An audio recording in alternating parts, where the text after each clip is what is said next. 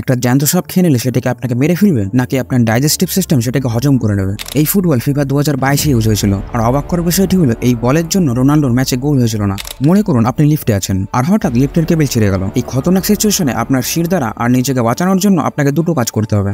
জানার জন্য ভিডিওটি শেষ অবধি দেখুন। প্রতি বছর হাজারেরও বেশি লোক কাট থেকেই তাদের হাত হারিয়ে থাকেন। এই জন্য এই ছোট স্টপারের ইনভেন্ট করা হয়। এটা কিভাবে কাজ করে তা জানার জন্য প্রথমে এই ভিডিওটি দেখুন। স্টপারকে বন্ধ করার কারণে হটডগটি সঙ্গে সঙ্গে কেটে যায়। যখন এটাকে অন করা হলো তখন টাচ লাগার সঙ্গে সঙ্গে এটা থেমে গেল। এবার আপনি ভাববেন এত স্পিডে ঘুরতে থাকা ব্লেড এত তাড়াতাড়ি থেমে গেল কি করে? আর মেশিন কিভাবে বুঝতে পারে যে এটা আঙুল না অন্য কিছু? তার জন্য সেন্সর লাগানো থাকে। এর জন্য কোনো কন্ডাক্টিভ জিনিস যেমন মানুষের হাত যখন ব্লেডে টাচ করে তখন কারেন্ট আমাদের শরীরে চলে যায়, আর সেটাই ডিটেক্ট করে মেশিন সাথে সাথে স্টপারকে অ্যাক্টিভেট করে দেয়, যেটা ব্লেডের সাথে লেগে সেটাকে 4000 RPM থেকে সঙ্গে সঙ্গে 0 RPM এ পৌঁছে দেয়। আর একটা হাতকে ডিটেক্ট করা থেকে স্টপারকে রিলিজ করায় মাত্র 5 মিলিসেকেন্ডের টাইম নেয়। তাহলে ভাবুন এটা কতটা ফাস্ট।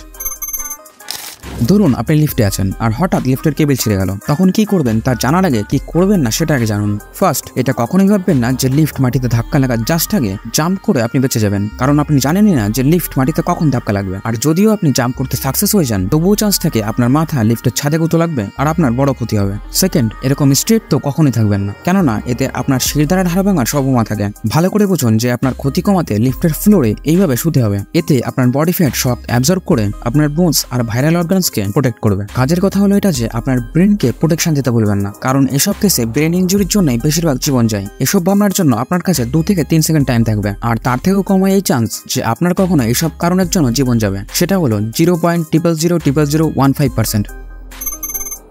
পেঁয়াজ কাটাই হোক না হলে মন ভালো নেই, এইসব কারণে চোখ থেকে জল তো পড়বেই। কিন্তু কেন আগে বুঝুন কিভাবে। এই আপনার চোখের উপর ল্যাক্রিমাল গ্ল্যান্ড থাকে, যাকে টিয়ার্স গ্ল্যান্ড বলা হয়। অ্যাকচুয়ালি টিয়ার্স 3 টাইপের হয়। আমাদের চোখের উপর এই গ্ল্যান্ড সবসময় কিছু কিছু করে টিয়ার্স ফেলতে থাকে। এই টিয়ার্সকে বলা হয় বেজেল টিয়ার্স। আমাদের চোখে কোনো নোংরা গেলে যে জল আসে তাকে রিফ্লেক্ট টিয়ার্স বলা হয়, কেননা সেটা আপনার চোখ থেকে ওই নোংরাকে বাইরে বের করে আনে। আর ইমোশনের জন্য যে টিয়ার্স আসে তার জন্য আপনার প্রাউড ফিল করা উচিত। শুধুমাত্র মানুষই আছে যে ইমোশন হলে কাঁদতে পারে। রিসার্চ অনুযায়ী বললে কান্না তখনই আসে যখন ফিলিং বোঝানোর জন্য কোনো ওয়ার্ড থাকে না। যেমন আপনি বাচ্চাদের মধ্যে দেখে থাকবেন, বায়োলজিক্যালি দেখলে ইমোশন টিয়ার্সে বেজাল আর রিফ্লেক্স টিয়ার্স থেকেও বেশি প্রোটিন যেমন ACTH আর কর্টিজল প্রেজেন্ট থাকে, যেটা আপনার বডি থেকে বের হওয়াতে আপনার রিল্যাক্স ফিল হয়। এর মানে বুঝতে পারছো দয়া, আপনি প্রতি বছর চোখ থেকে জল বেরও করে দেন আর প্রতি বছর আবার 50 থেকে 60 লিটার জল বানিয়েও থাকেন।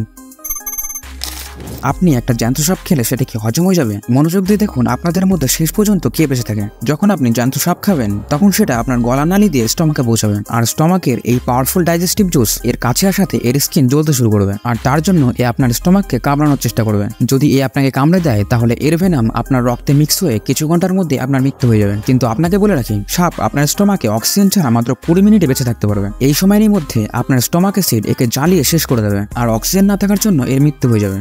এবার এই মনোসাপকে কি আপনার শরীর হজম করতে পারবে? তো আপনাকে বলে রাখি, সাপ আর তার বোনসকে পচাতেই আপনার ডাইজেস্টিভ সিস্টেমে ঘাম ছুটে যাবে। আর যদি এই সাপের পেটে কোনো এমন জিনিস থাকে যেটা সে আপনার পেটে ঢোকার আগে খেয়ে থাকে, তবে তার জন্য আপনার সিভিয়ার ইনফেকশন হতে পারে।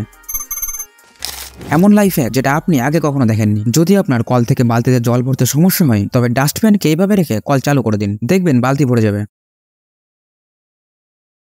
ডিম ফাটানোর সময় ডিমের খোসা কি বাটির মধ্যে পড়ে যায়? তাহলে আঙুল জলে ডুবিয়ে এর খোসা খুবই সহজে বের করতে পারবেন।